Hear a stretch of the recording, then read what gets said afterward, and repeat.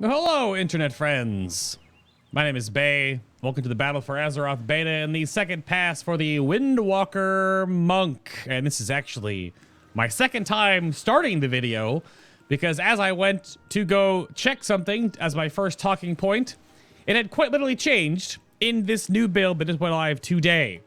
But I'm going to go over talent adjustments, spells and abilities lost or gained, what's been kept from Legion artifacts or legendaries, any new graphics therein, a brief overview of the war mode talents, and any GCD changes. There's no true gameplay in this series, so consider this more of a one-man podcast walkthrough primer of what your spec will be like going from Legion into the Battle for Azeroth. I'm going to go definitely smack those target enemies a little bit, though. And this is the entire second pass.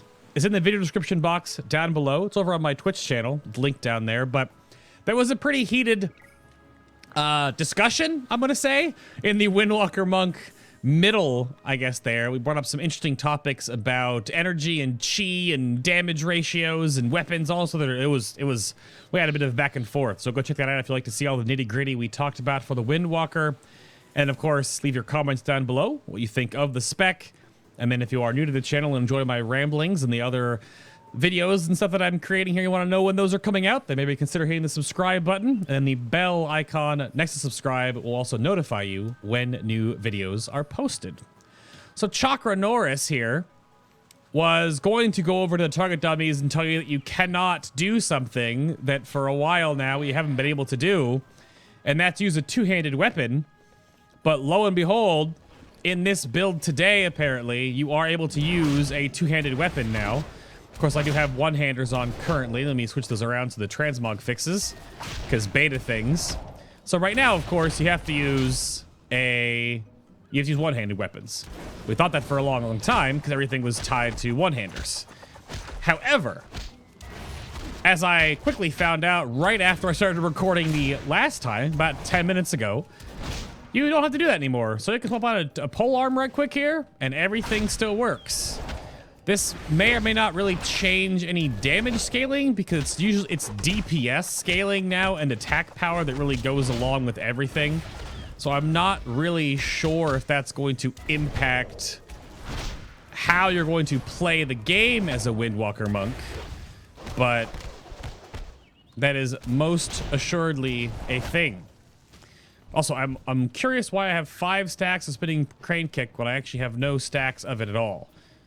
That could be a new bug in this build. We'll find out. I'm recording right after the servers came back up online, so they've been down for a number of hours. But that's an interesting change, considering that you're not supposed to be able to use a two-hander, at least up until today, and now you suddenly can. So that's a pretty sudden something or other. But regardless of that, let me go through my notes here real quick for you. Because Fist of Fury, like I said before, was requiring one-handers, but everything can be used with two-handers now.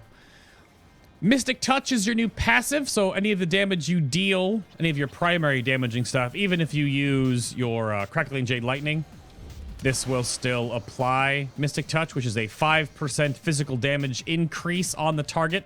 It does apply when you AoE.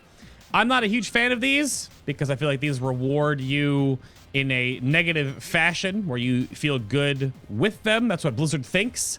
But for the most part, unless you have them always stacked in your Mythic Plus group with this and a Demon Hunter, it doesn't feel good when you don't have them. So in such raids, if you don't have both of these in raids, then you're just nerfed. It's not very neat, but this is Blizzard thinks this is cool to bring back to the game. So Windwalking is still here. Your mastery is still combo strikes. So your abilities will deal more damage when they're not a repeat of the previous ability. Very hard to do most of the time because everything's a cooldown, except for like Tiger Palm and Blackout Kick most of the time. Afterlife, of course, still have the Chi Orbs when you kill things with Blackout Kick, or the Healing Orbs when you kill things out in the world to give you a little bit of healing. Everything else that I don't go over, consider it going to be exactly the same as it is on live. You have Vivify as your actual heal now. It does not cleave, though. It's just Effuse. But different graphical change, mostly because Vivify now is sort of the base heal across monks, because Effuse is gone. Transcendence Transfer was cut down a little bit. The cooldown went up to 45 seconds, but Touch of Karma is the same. Touch of Death, real quick here, your major 2-minute cooldown. This has the Gale Burst artifact perk added in baseline. So during the 8-second duration of TOD, 10% of all other damage that you deal to the target will be added to the final amount of damage in the Touch of Death. Tiger Palm is up to 50 energy now, not 40. So this is a bit of a slowdown on the rotation a bit and puts a little bit more oomph behind haste for energy regen, maybe. Storm, Earth, and Fire remains unchanged. GCD Notes while we're on that topic. So casting Storm, Earth, and Fire is on the global cooldown, but telling them to focus target is not. You can tell them to focus target just fine, and they will still, of course, mimic all of your abilities. This is like a graphical glitch. Well, right now, I should have stacks of Spinning Crane Kick. But for some reason, yeah, I'm seeing that I have multiple stacks of Spinning Crane Kicks debuffed, but I do not actually have those. Interesting. But that is another point. We'll go over that in a moment. That's an interesting one. And then Tiger Palm, we went over that. Everything else is so Rising Sun Kick looks like it actually did just get buffed in this build. Yeah.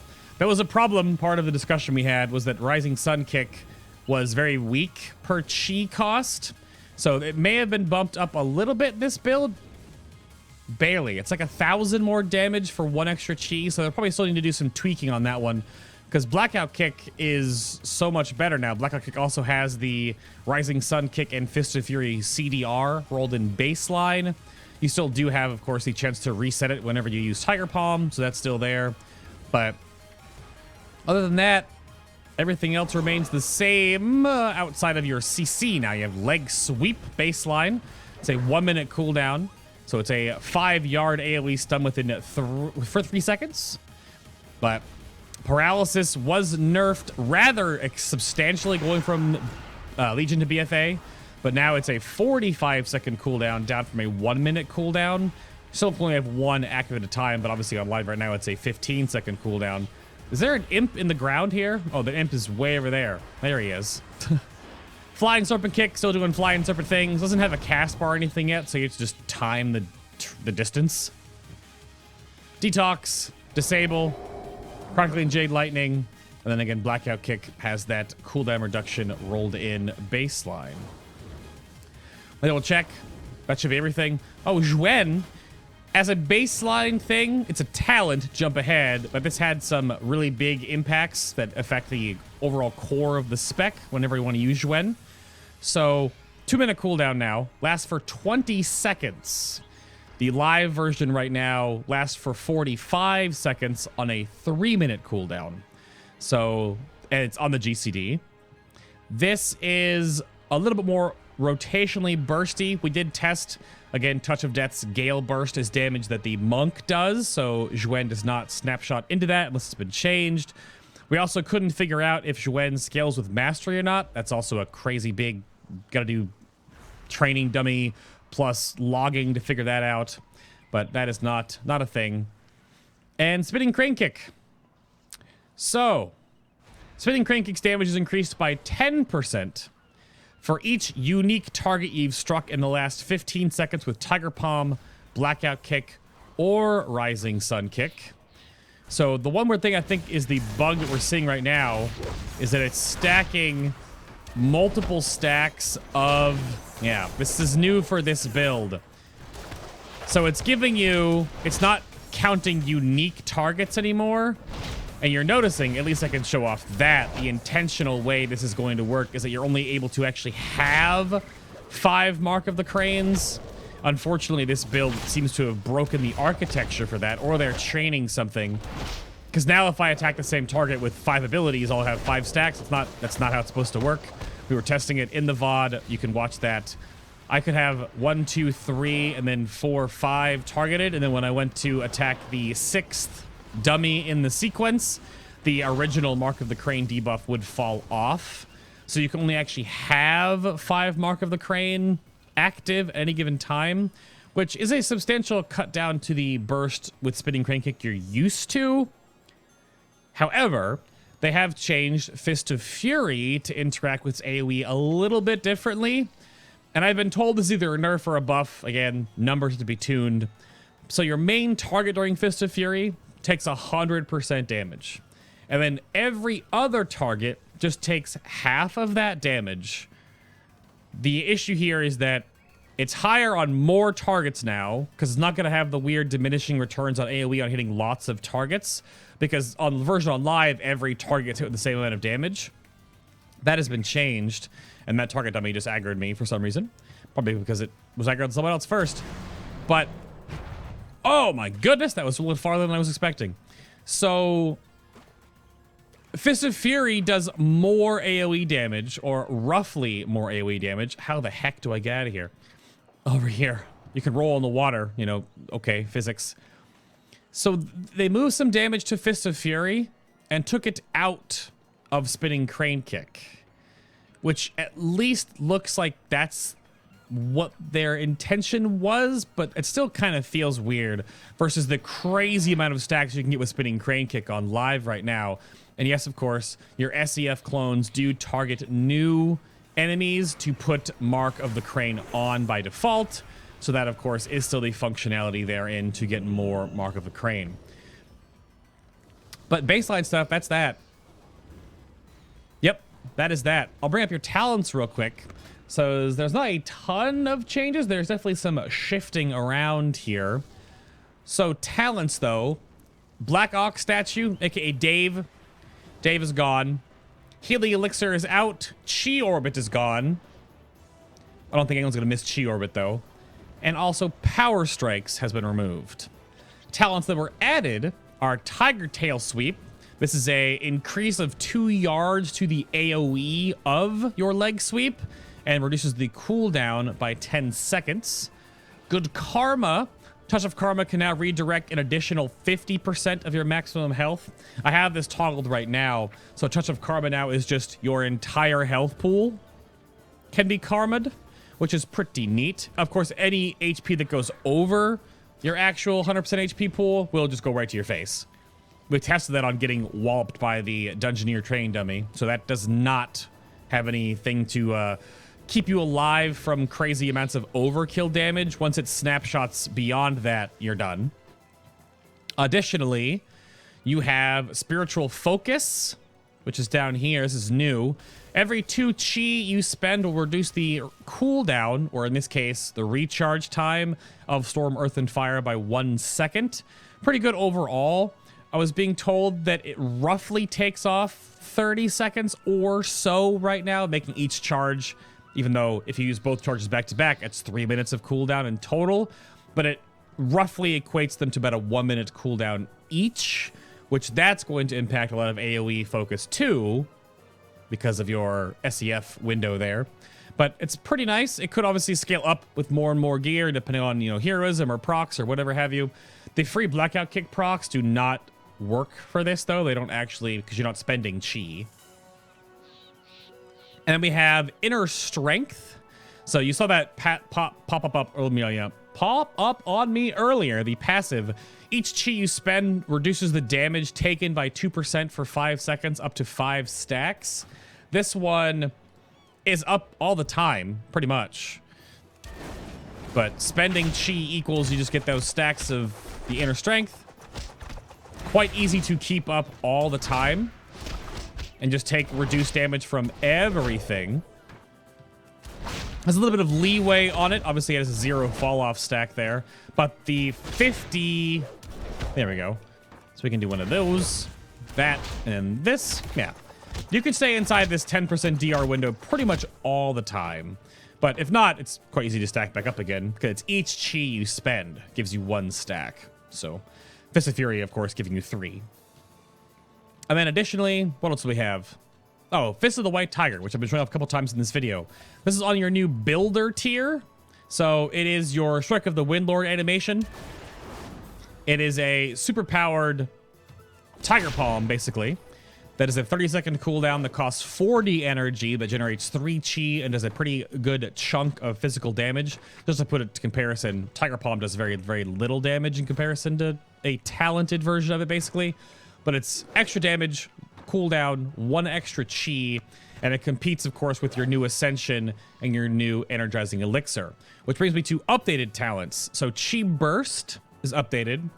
This, on live currently, deals more damage, less healing. They have flip-flopped that now because Chi Wave is less damage, more healing. Eye of the Tiger is still a 1-to-1 on the dot. Chi Burst is now less damage, more healing in the rotation. This is the same, of course, for the version across the board for monks in general. Because on live, it's just more damage all the time, which was kind of weird. So they flipped the baseline of these to make them both the same style. We have Rushing Jade Wind. This is a weird one. RJW is essentially Monk's Breath of Cindy, where it drains energy per second to deal nature damage around the monk continuously. And it may or may not work out well in the end due to energy scaling, but the energy it does pull out of the monk is quite noticeable. It's going to slow the rotation down quite a bit. So I don't know if its damage is worth having up all the time, or if it's worth putting up and bursting in a small window. However, it does scale with your mastery. So it's ticking for 97 right now. And of course, putting an ability back to back is what won't activate mastery. Now it's ticking for 78. So this scales with your mastery, which is curious because it should anyway, but it does nature damage, so it ignores armor, and it ticks faster the more haste you will have on your character. And then we went over Zhwen earlier, competes with Zhwen on that tier. And the updated hit combo. This was probably the biggest start of the discussion we had on the live stream. Hit combo numerically is nerfed. It's only 1% increased damage up to 6 stacks. Same duration it has on live. You've seen it in the video already. This is not really a nerf, though, because a lot more damage for any melee spec has been moved into our auto attacks and has been readjusted into other abilities. They've put that baseline ability there, so hit combo's actual strength doesn't need to be the same because we're in a very totally reworked number system across the board. But that's a sigh of relief to many Windwalker monks because hit combo, whereas it may be very good for certain situations, if having a passive 6% flat all damage versus having RGW up almost all the time versus having Zhwen up for 20 seconds every 2 minutes is really similar, then you could pick whatever you like for the situation you're in. Talent row balance, quote unquote. Obviously, Zhwen is burst and burst cleave. RGW is passive, and hit combo is obviously going to be very, very passive at a point. It's going to obviously sync a little bit better with the Touch of Death Gale Burst in that micro window, because it's obviously buffing every one of your multiplicatives. So that's up to you to figure out and play style to determine and where you're doing your damage at. And then we went over the energy stuff. Fist of the White Tiger real quick. Saw that? Energizing Elixir may or may not have gotten overly gutted. 1 minute cooldown, refills all of your energy and gives you 2 chi. Just 2. And then Ascension now is 1 max chi, 10% energy regeneration, and 20 max energy. I like the Fist of the White Tiger because it just flows in the rotation really well. I just think it just flows as a builder. Every time you want to use it, it's going to be ready. However, I've been told, at least early on here, is that Ascension just feels really good. And the Energizing Elixir, whereas still powerful, may not be the only talent you go for due to the fact that it's kind of cut down in its overall power scale. So right now I'm coming back around the corner here. Pretty much lines up perfectly with the rotation. So that also feels good. But obviously Ascension's going to give you more haste scaling depending on your gearing, and that may impact things a little differently as well. But those are your talent changes. Everything else is the same as it is on live. Ring of Peace goes back to being a talent because, again, you have your stun baseline, good karma. Your movement here is the same. Tiger's Lust, Chi Torpedo, and Celerity have been unchanged. We went over Spiritual Focus, just a cooldown reduction modifier on SEF. You've seen Rolling Dragon polish in a lot in this gameplay because it's just freaking awesome.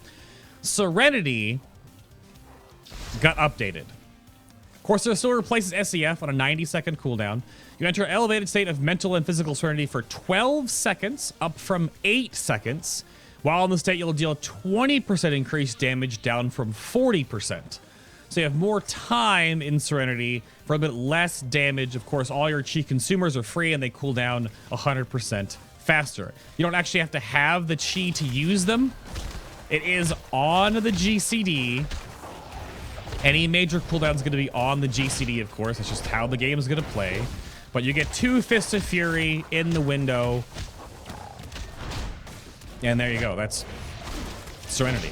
It's a 1.5 minute cooldown. I'm not sure if you would sync it up with every touch of death. Probably not. You would sync it up with the 0, and then you would sync it up at most likely the 6-minute mark again, because you're looking at a 1.5 minute cooldown here. So it'll sync up a couple times during a fight, but overall, unless you're actually timing for real burst with this, you wouldn't delay by that 30 seconds because it probably does cost overall damage. Depends on the encounter. But because it lasts for 12 seconds now, you would Serenity before Touch of Death, and then Touch of Death's up for the whole 8 seconds. You have the whole time to DPS. There's no more like wiggling into that same 8 second window anymore. So that's a nice quality of life smoothing out of that moment. So that's Serenity. And again, everything else is the Windwalker Monk. The War Mode stuff. You can, of course, follow along on a talent calculator. I believe WoWDB and WoWhead are both updated. But War Mode is turned on in your capital city, Stormwind or Orgrimmar. You gain additional bonus honor for killing members of the opposite faction. 10 kill streak gives you a buff that turns you into an assassin for your faction.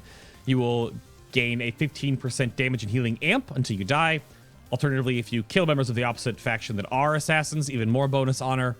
You get 15% more XP from completing quests and killing monsters. And you get more rewards at endgame for doing world quests. And there's a whole slew of like all the cosmetic madness that's not in the game to see yet. It's on a vendor somewhere maybe, but there's a huge chart of all the stuff, all the ranks you can get for the War Mode. You pick one of your medallions, I suppose, and then you get any of your actual core monk or windwalker talents to make any type of build you would like. You don't have to worry about anything that is or was competing. This is all right here at your fingertips. So you can grab Fortifying Brew, and then we'll also grab, we're going to go like a really, really defensive style here. I think, Tiger style is going to be neat because your leg sweep is baseline now.